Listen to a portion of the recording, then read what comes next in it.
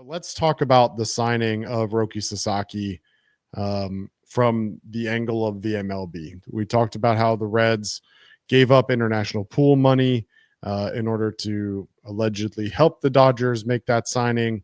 They get that prospect back in return for that. Arnaldo Lantigua, 19-year-old outfield prospect. The Dodgers then, after signing Roki Sasaki, or at least announcing the plan to sign Roki Sasaki, go out and was it on Monday or was it yesterday? Either way, announced the signing of left-handed reliever Tanner Scott to a 4-year, $72 million contract.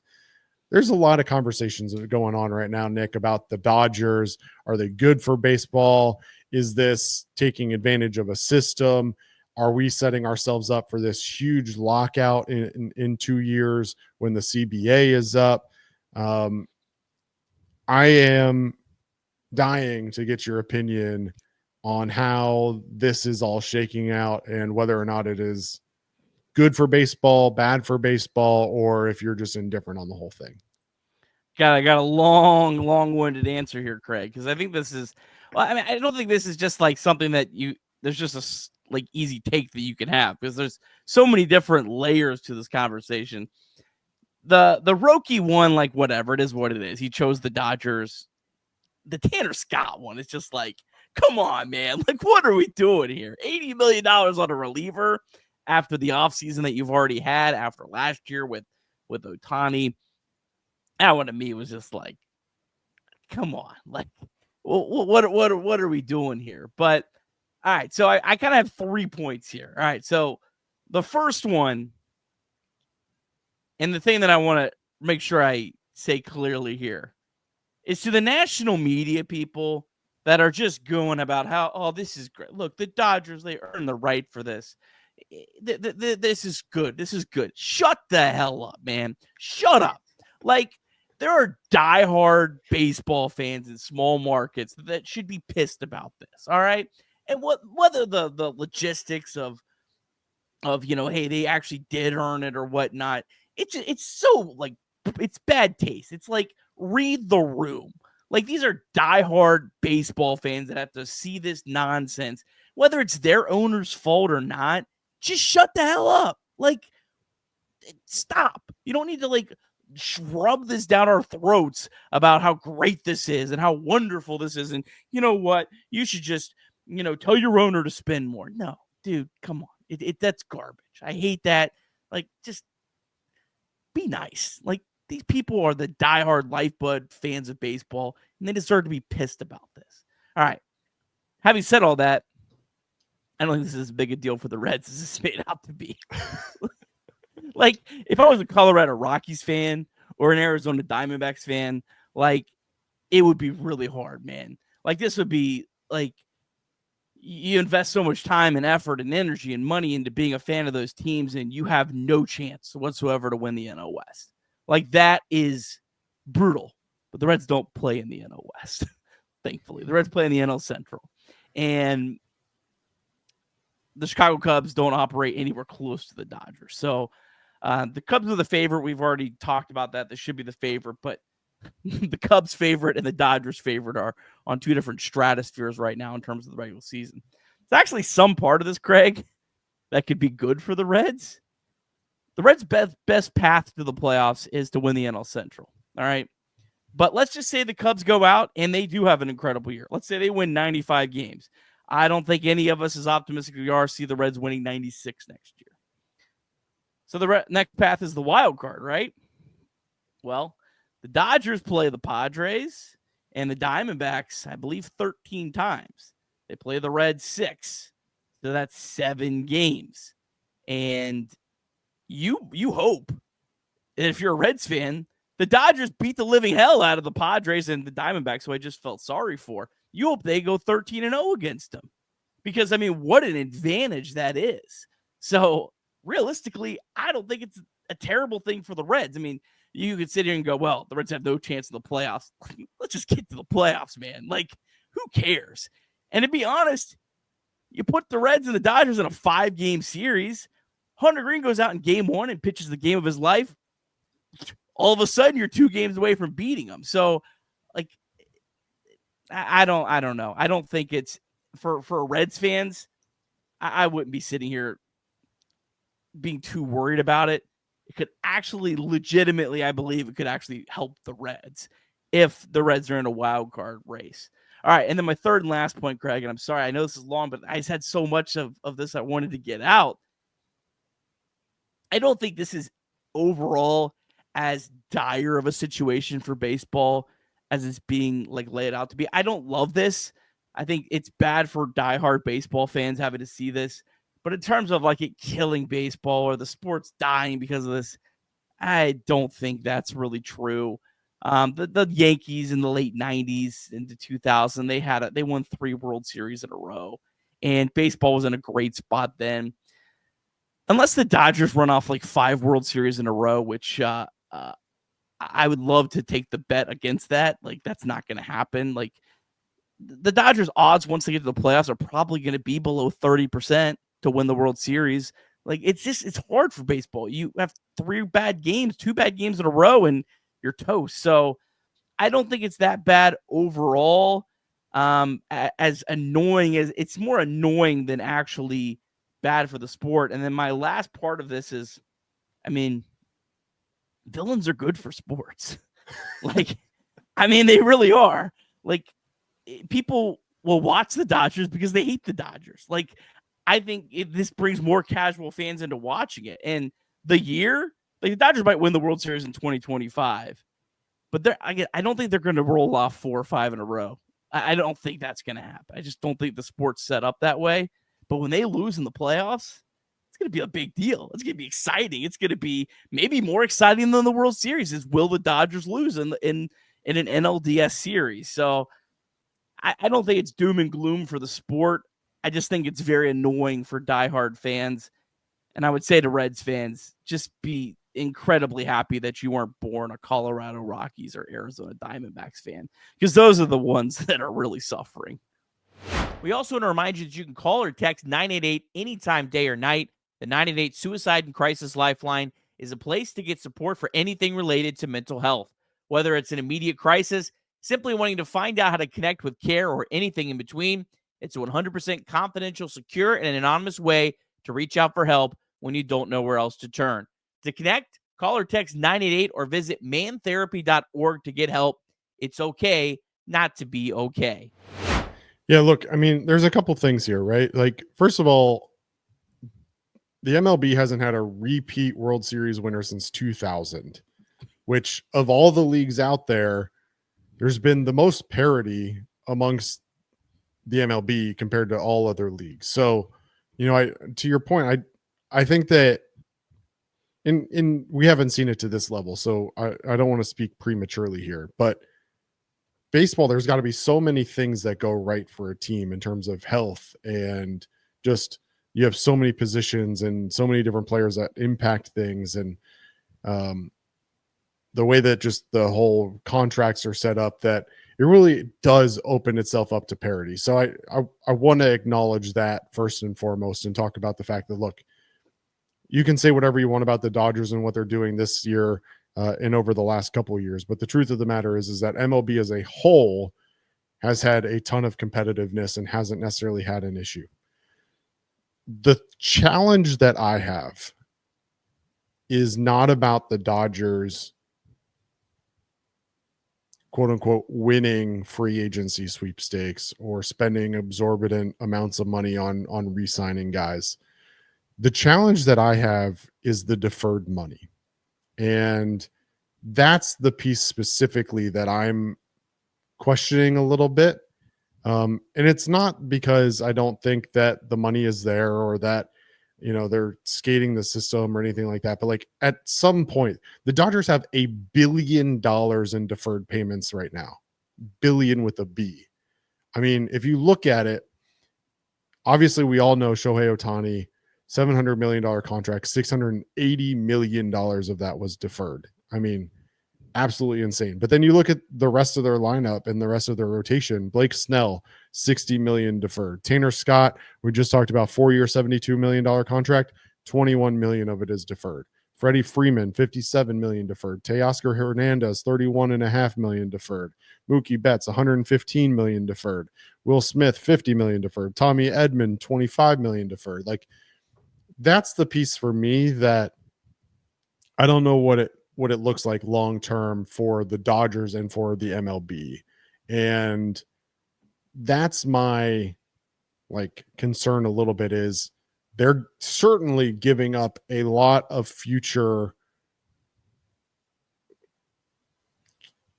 headaches, I guess, in order to win now, which tip your cap to them. Like, I think there's a lot of fans in the MLB, the Reds probably included, that wish they had an ownership group that would spend the way the Dodgers have spent.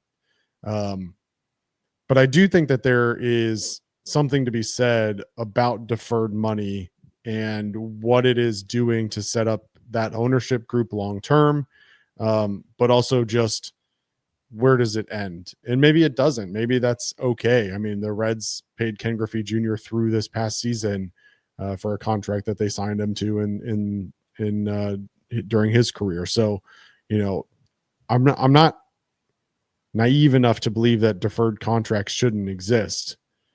But at the same time, for someone like Shohei Ohtani to defer $680 million out of a $700 million contract, literally 97% of his pay, that gets concerning to me. And I don't know what it looks like if and when the Dodgers ever look to sell.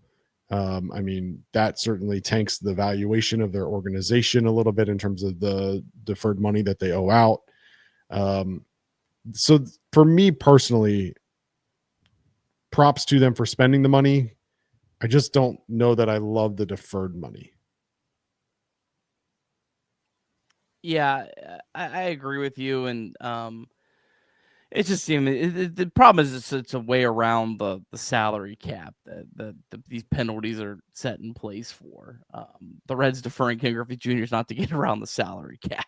Like, it's two very different things. Right. So yeah, I mean, and again, when there's an owner of a small market that comes and spends anywhere close to like what the Dodgers are doing, then it's a different ball game. But the Dodgers have this incredible TV deal that small markets can't sniff. They're in Los Angeles, like Los Angeles, Cincinnati. It's two different cities. I mean, with reach and merchandise and apparel, and like you see Dodgers hats in Ohio all over the place. Now you see a whole lot of Reds hats in California.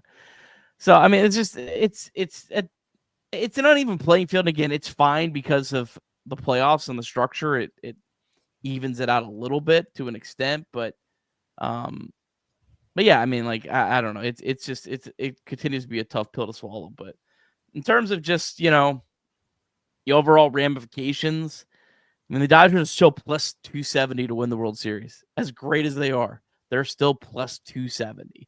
So there's no guarantee that they're going to win. Now, there's a guarantee they're going to get to the playoffs. I mean, they're minus 380 to win the NL West. That's crazy. I mean, but that they have this incredible, they can roll out of bed and get to the playoffs. There's a massive gap between the leagues because the Dodgers are plus 270. The Yankees are next best at plus 800. That's a wild gap. Like, go look at, other leagues' futures. You don't see that big of a gap between first and second. So, yeah, I mean, it is what it is. We'll see how this plays out. We'll see how the next CBA goes. There's so many layers to this in terms of, do the players stand up to this? Do the players not care because they're getting paid? And again, we're talking about the certain group of players that reach free agency at the right time. We're not talking about the 26-man roster players. Those guys don't get any say in any of this, and could probably, deserve to make a little bit more money themselves than the minor league players and all that kind of stuff. So it'll be interesting to see how this all plays out. I've seen a lot of doom and gloom about the next CBA. I don't know. I don't know if it's that big. I don't know how these teams and these other owners actually feel, or do they just, it is what it is. We're all getting paid. We're all doing it. I don't really know. We'll see on that. Well, so let's ask you the question. I think there's a lot of conversation right now going on about it. certainly around the CBA, which expires after the 2026 season. I think one thing that's interesting and that plays into the conversation is the revenue share model, right? So I think the number I saw was in 2023, teams received just over $60 million from Major League Baseball in terms of MLB revenue share. And it's intriguing to me because then you look at MLB payrolls and you had the Oakland Athletics at 62 million, Baltimore at 68, Pittsburgh at 74, and even Cincinnati in 2023 was at 95 million, according to Spotrac. I don't know that you could do a whole lot because you look at the A's attendance and you look at how much money are they really bringing in outside of that revenue share. But there's conversation right now about, does there need to be a salary cap? Does there need to be a salary floor? With the CBA expiring in 2 years, are you open to those conversations as a fan? Yeah, I mean, I've gotten to the point where I just don't think it's ever going to happen.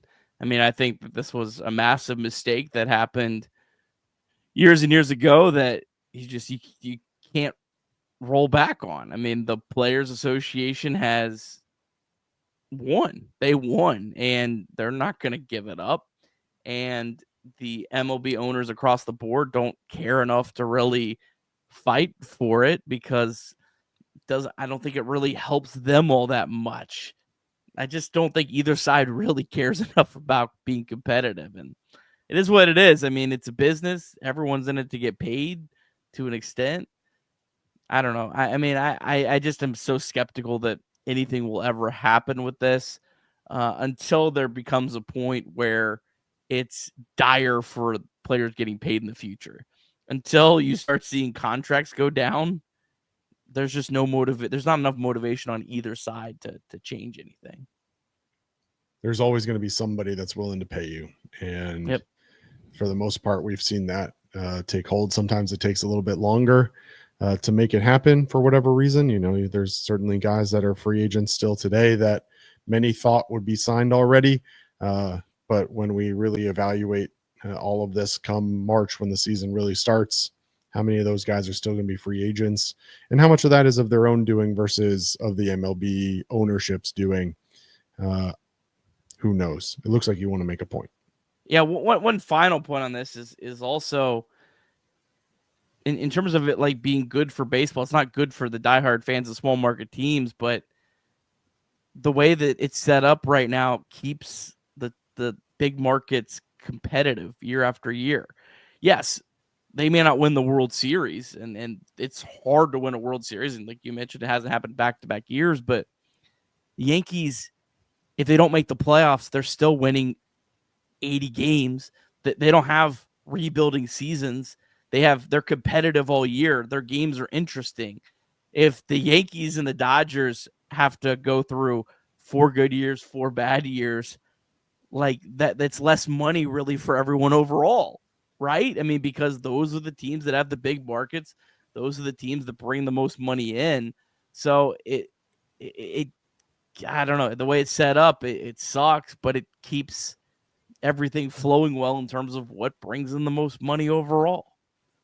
Well, and it's because of that money overall that those smaller market teams were able to get $60 million in rev share 2 years ago. And quite frankly, it's probably why they still exist today. I mean, at least in the cities where they are today. I mean, if you take away that revenue share from Cincinnati, is this team still in Cincinnati? I don't know. Last comment I'll make on this, and this is really for those people who are hoping for a salary cap. I would just ask you to give me a recommendation on how they manage teams that have long-term contracts today that already have them over whatever proposed salary cap you may think is appropriate.